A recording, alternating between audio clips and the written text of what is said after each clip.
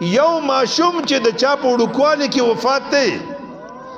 حدیث مبارک کې راځي چې د پلار او مور به په محشر کې ولاړی دغه ماشوم بچی به د جنت نوبر اغستی خلق به ورته وایي مال ته یو ګیلاس راکړه نه دا مې خپل دادا له راوړي دي دا مې خپل مور له راوړي دي د سختۍ په وخت کې به دا بچی پکار سر تاپا خیر دی د دواړو جهانو سردار مبارک ځنکدن په وخت کې د دنیا نه د تلو په وخت کې اسی چې ورته یاد شول نو تیار نونی به په دسترخوان کې خدا نه دومره وخت چې د قیامت منظر به ورته یاد شو زما امتیان به څه کوي په قیامت یا رب امتی ګوره د ځنکدن وخت دی دا نه وایي چې د علي به څه کېږي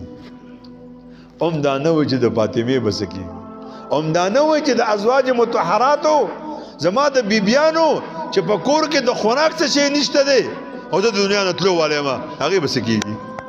د حسنینو چې زما لختې جګر دي د هغې به څه کېږي دا نه وایي